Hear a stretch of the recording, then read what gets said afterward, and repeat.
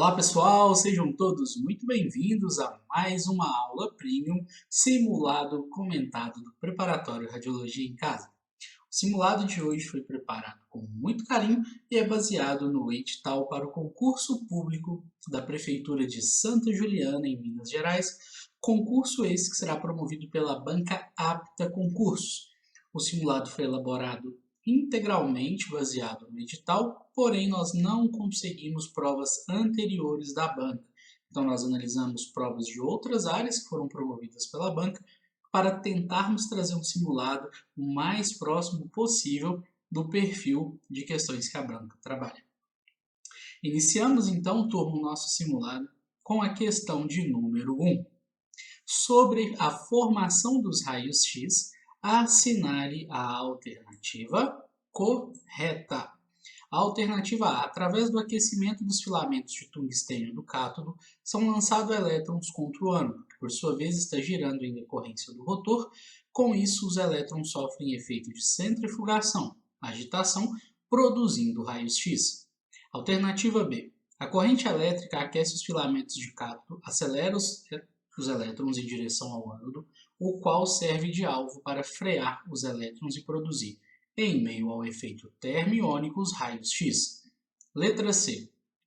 Os filamentos do ânodo são formados por tungstênio e, ao serem aquecidos, liberam elétrons que são lançados contra o cátodo, o qual tem um alvo também em tungstênio. Esse impacto resulta em raios X.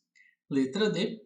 O ânodo em giros de alta velocidade, proporcionados pelo rotor, lança elétrons contra os filamentos do cátodo, os quais estão aquecidos e conduzem esses elétrons em direção à janela de saída dos raios X. O gabarito da questão número 1, turma, é a letra B. Na alternativa da letra A, nós temos o erro aqui quando diz que os elétrons sofrem o efeito de centrifugação, agitação. Na verdade, o efeito que ocorre é o efeito termiônico. Na letra C, ele fala os filamentos do ânodo. O ânodo não tem filamentos, quem tem filamentos é o cátodo. E na letra D ele coloca o ânodo em giros de alta velocidade proporcionados pelo rotor, lança elétrons. Na verdade, os elétrons são lançados pelo cátodo em direção ao ânodo.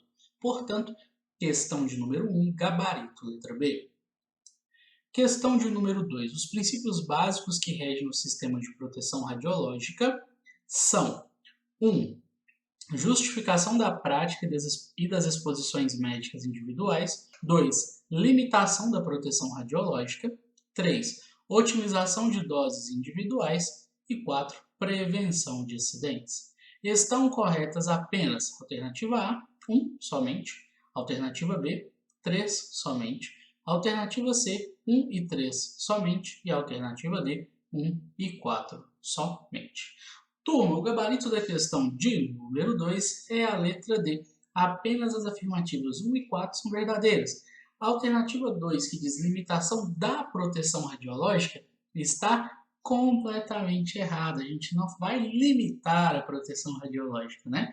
E na número 3, quando diz otimização de doses individuais, também está errado, conforme podemos ver na RDC 611. Lá no seu artigo 44, ele traz o seguinte: as exposições médicas de pacientes devem ser otimizadas ao valor mínimo necessário à obtenção do objetivo radiológico, bem como ser compatíveis com os padrões aceitáveis de qualidade de imagem, devendo-se considerar, no processo de otimização de exposições médicas, a seleção adequada de técnicas, equipamentos e acessórios, os processos de trabalho, a garantia da qualidade, os níveis de referência de diagnóstico para pacientes adultos e pediátricos e as restrições de dose para indivíduos que colaboram conscientemente, de livre vontade e fora do contexto de sua atividade profissional, no apoio e conforto de um paciente, durante a realização do procedimento radiológico.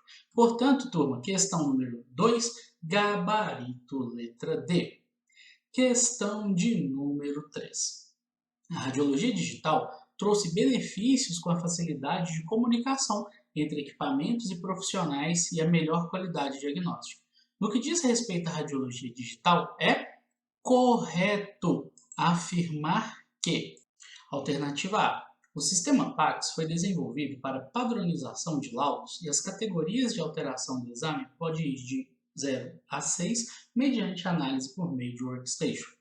B. Os equipamentos CR e DR foram desenvolvidos para não precisarem de chassi cassete e, com isso, o receptor está diretamente instalado na estativa e na mesa de exame.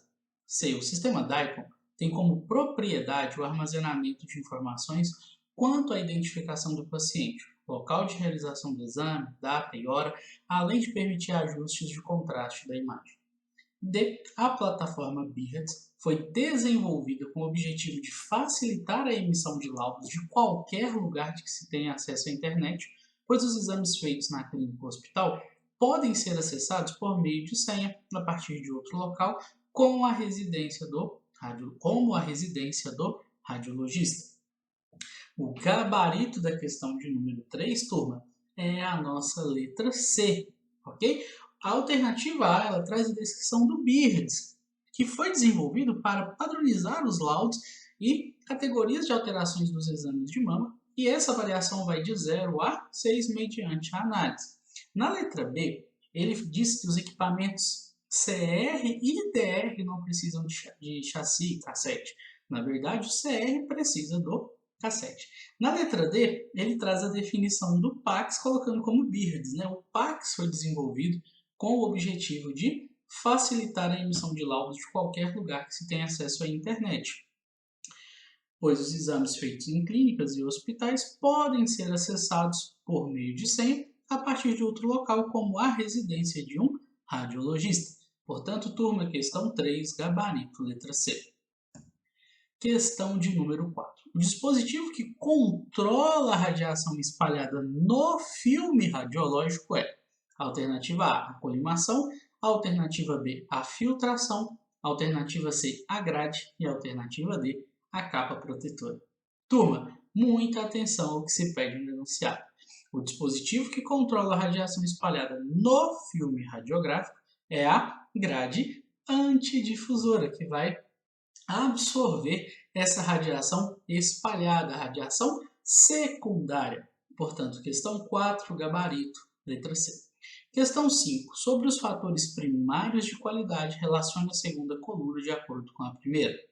Coluna 1, nós temos 1, densidade, 2, contraste, 3, detalhe e 4, distorção. Na coluna 2, nós temos a primeira afirmativa, é a representação equivocada do tamanho do objeto ou da sua forma quando projetada no meio de registro radiográfico. A segunda é o grau de enegrecimento da imagem processada. Terceiro é a nitidez das estruturas na imagem. Quarto é a diferença de densidades nas áreas adjacentes da imagem radiográfica. A sequência correta, atenção turma, de cima para baixo, vamos lá. Bom, vamos pegar aqui um que nós já vimos e revimos diversas vezes, que é o enegrecimento da imagem processada. O enegrecimento da imagem processada é a nossa densidade radiográfica. Então, nós sabemos que a segunda afirmativa aqui é o número 1. Fica fácil vir nas alternativas e olhar, eu tenho apenas aqui letra B e letra D como número 1, como segunda alternativa. Eu já posso eliminar letras A e C. Turma, observe que o 4 está igualzinho nas duas, então nós sabemos que o 4 aqui é a distorção, que é a representação equivocada, errada do tamanho do objeto ou da sua forma. E agora nós temos a nitidez das estruturas da imagem, que nós sabemos que é o detalhe, e a diferença de densidades, que nós sabemos que é o contraste. Então, o último aqui nós já sabemos que é o contraste, número 2, portanto, chegamos ao gabarito da questão de número 5, letra D. Densidade é o grau de enegrecimento da imagem processada. Contraste é a diferença de densidade nas áreas adjacentes da imagem radiográfica.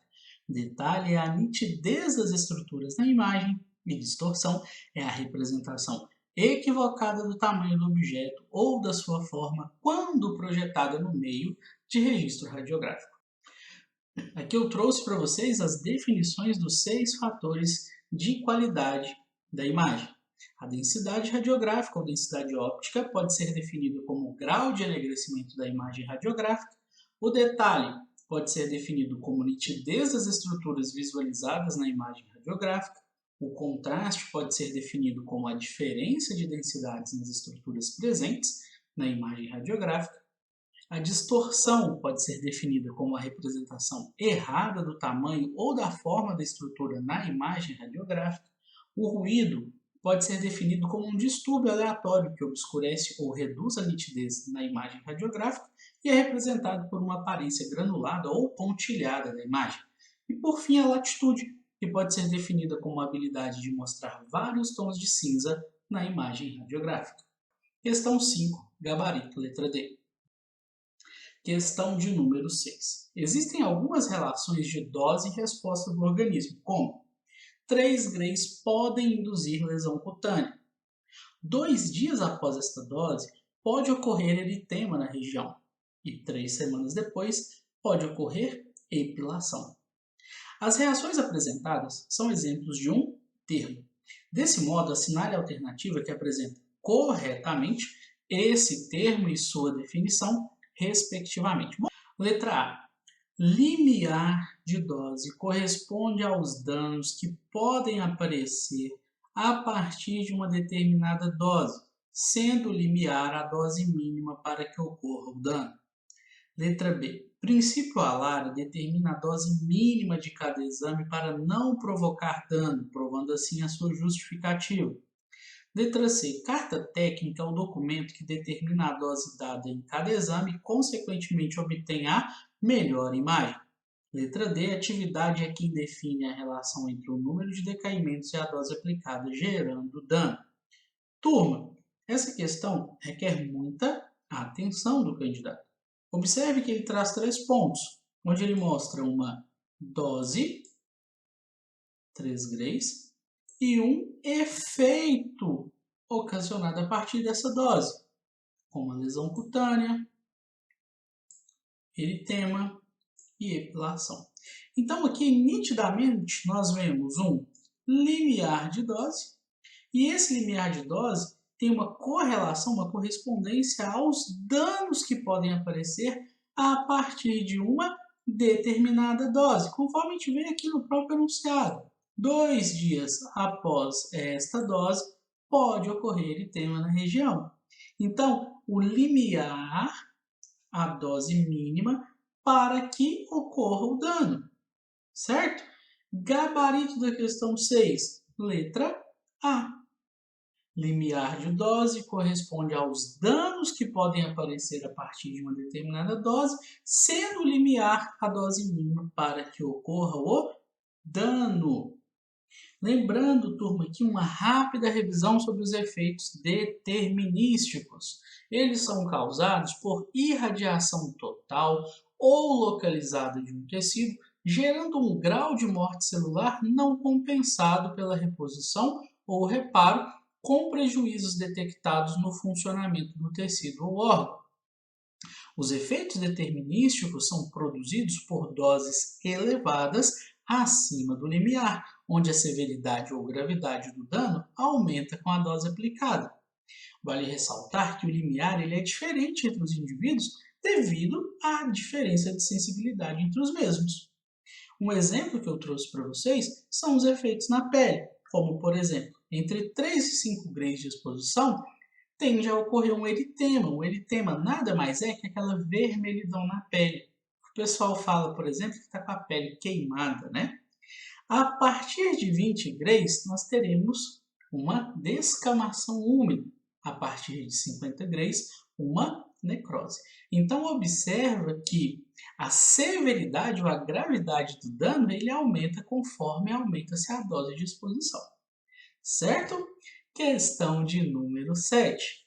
Para aproveitar o efeito anódico e produzir imagens com maior qualidade radiográfica, deve-se: alternativa A, colocar a parte mais espessa do corpo na extremidade anódica da mesa de raio-x.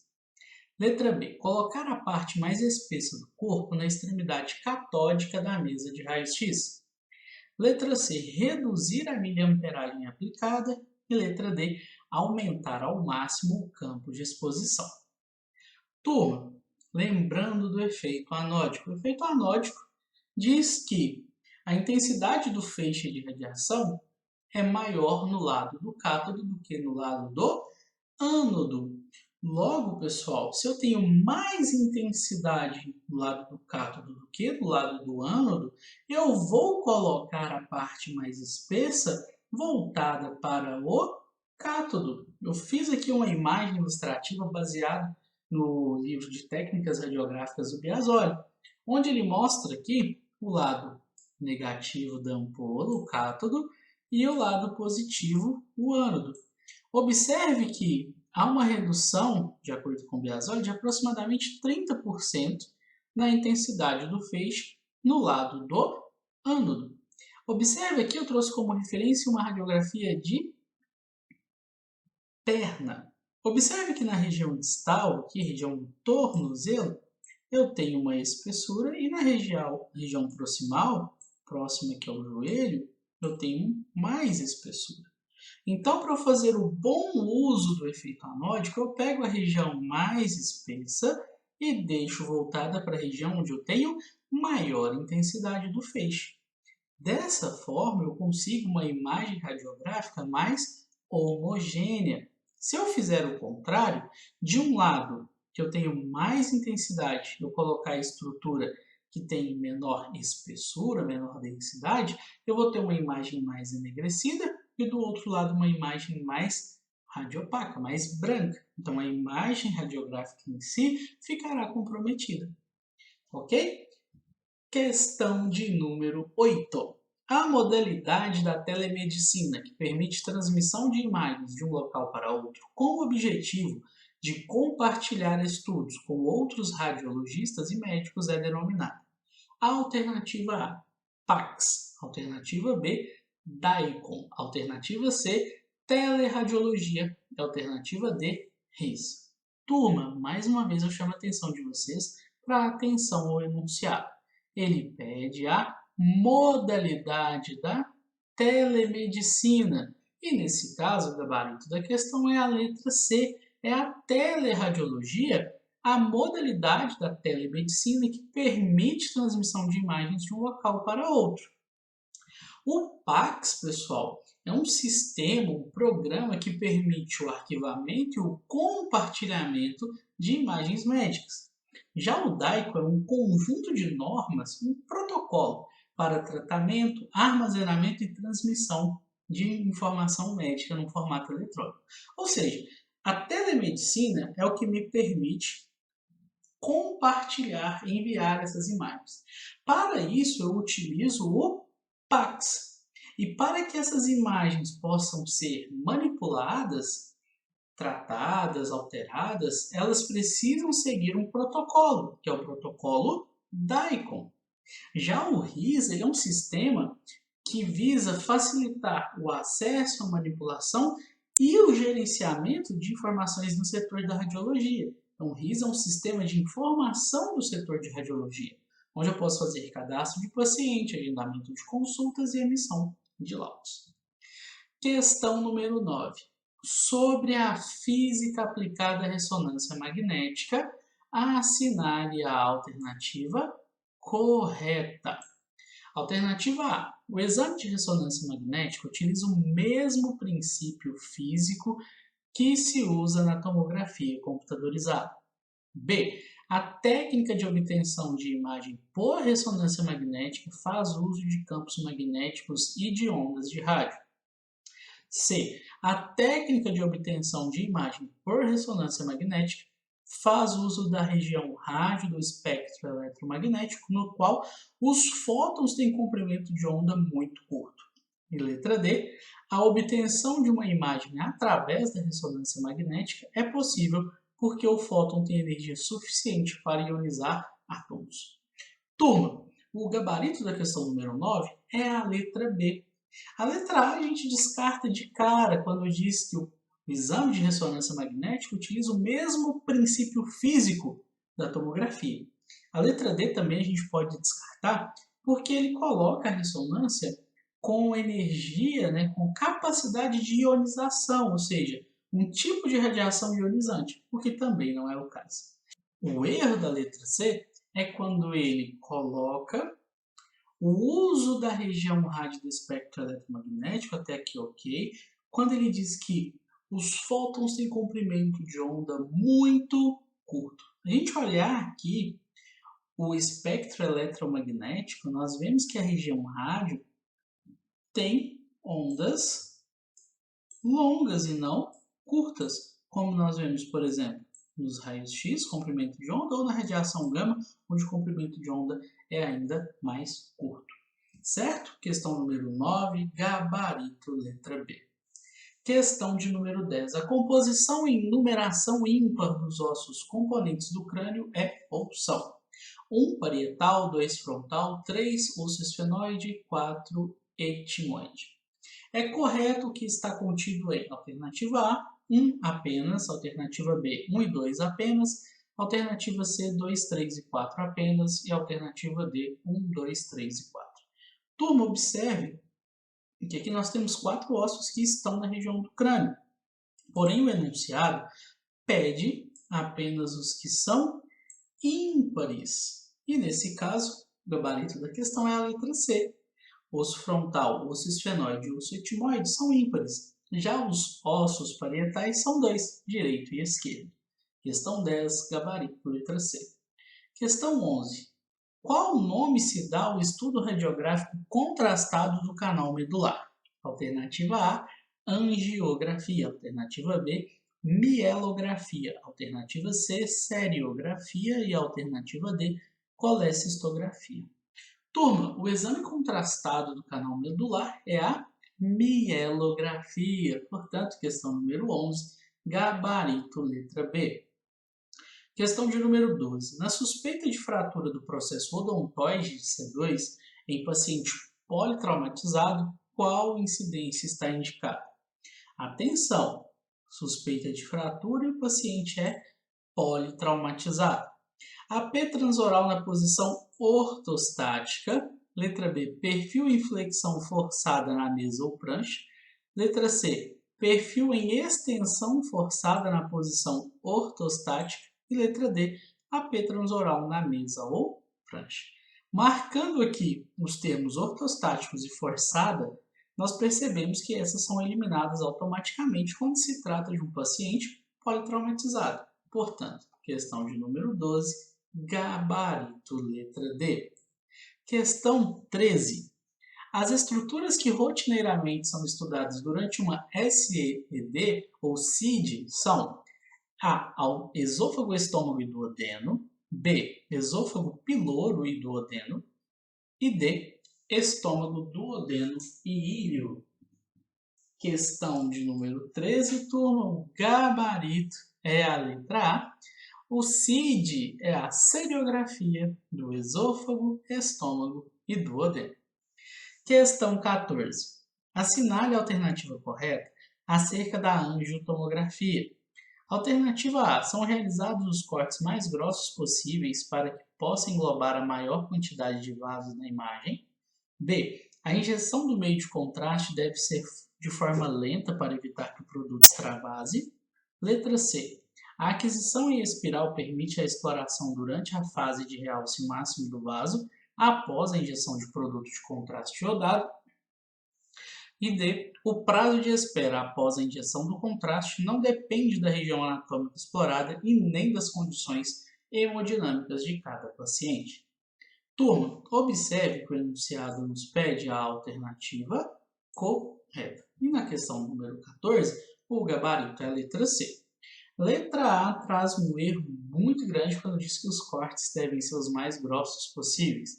Na verdade, na angiotomografia nós utilizamos os cortes mais finos possíveis.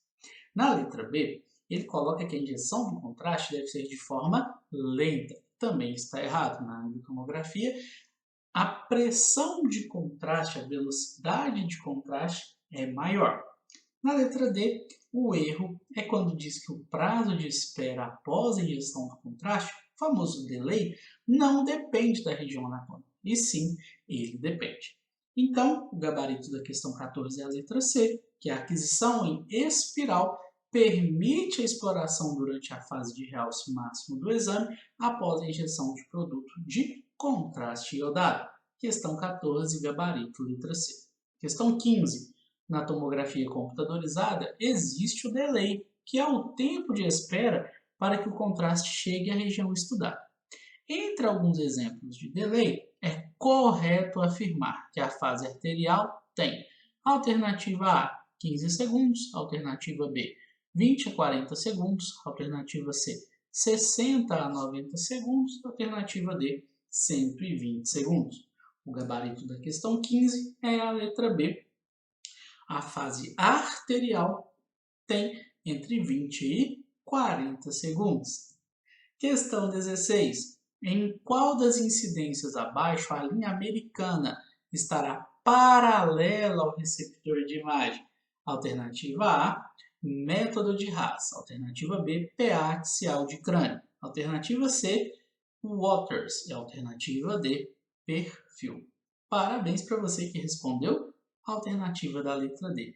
Observe que aqui nós temos um paciente na posição de perfil de crânio. E aqui eu coloquei uma outra imagem onde a gente consegue visualizar as linhas. Observe que aqui nós temos a LOM, que é a linha órbito-meatal, também chamada de linha americana. Se você observar aqui na imagem, ó, dá para ver ela ilustrada aqui também. Observe que ela fica paralela ao receptor de imagem, paralela à mesa, paralela ao book.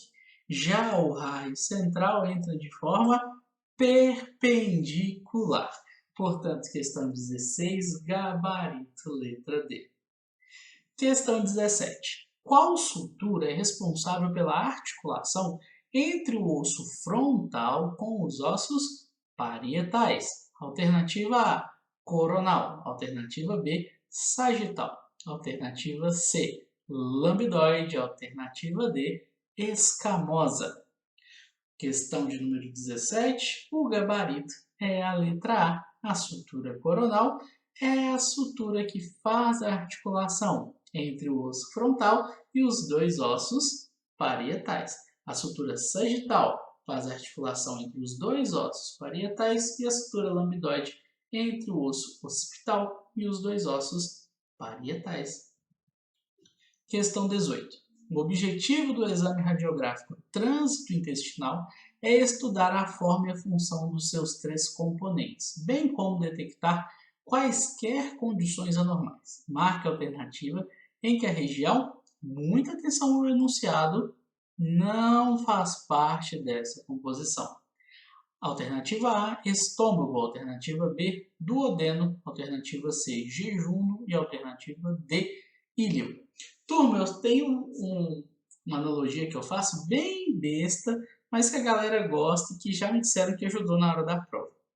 Nos exames contrastados, nós temos um exame que é chamado de trânsito intestinal. Aí eu brinco o seguinte, todo trânsito tem o quê? Polícia, né? E em toda polícia tem o quê? O delegado.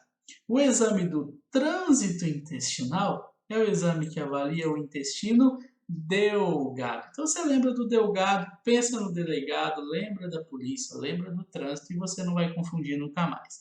Trânsito intestinal é o exame contrastado do intestino delgado, que é composto pelas três regiões, duodeno, jejum e íleo. Portanto, o que não faz parte é o estômago. Questão 18, gabarito, letra A. Questão 19. Na incidência apiaxial para avaliação de articulações sacroiliacas, o tubo de raio-x deverá estar posicionado com o raio central. Alternativa A, perpendicular. Alternativa B, de 30 a 35 graus caudal. Alternativa C, de 30 a 35 graus cefálicos. E alternativa D, de 30 a 40 graus cefálicos. O gabarito da questão de número 19 é a letra C. Na incidência AP, atenção, turma, se tem termo axial, eu tenho angulação, certo? Para avaliação das articulações sacroiliacas, ele tem uma angulação de 30 a 35 graus cefálicos. Questão 19, gabarito letra C, referência Bontrager, 7ª edição. Questão número 20, qual das assertivas abaixo, mais uma vez atenção ao enunciado, não é utilizada em uma rotina radiológica para a observação de estruturas do crânio? Alternativa A, Schuller. Alternativa B, Tawny. Alternativa C, Haas. E alternativa D, Fuchs. O gabarito da nossa questão de número 20 é a letra D, método de Fuchs. Turma, o método de Fuchs é para avaliar coluna cervical C1, C2. São estruturas da coluna cervical, ou seja, componentes da coluna vertebral, não são estruturas do crânio. Então, tenha muita atenção no que se pede no enunciado para você não cair nessas pegadinhas. Combinado, turma? Chegamos ao final do nosso gabarito comentado. Eu trouxe uma frase muito especial para vocês. Ter direção é mais importante do que ter velocidade. Agradeço pela confiança em nosso trabalho. Se teve alguma parte da aula que você gostou, tira uma foto, faça um print, posta nos seus stories e marque com a @preparatório Radiologia EAD. Eu vou ter um prazer imenso em repostar a sua marcação. Desejo a todos vocês bons estudos, fiquem todos com Deus, um grande abraço e vamos juntos em busca da aprovação.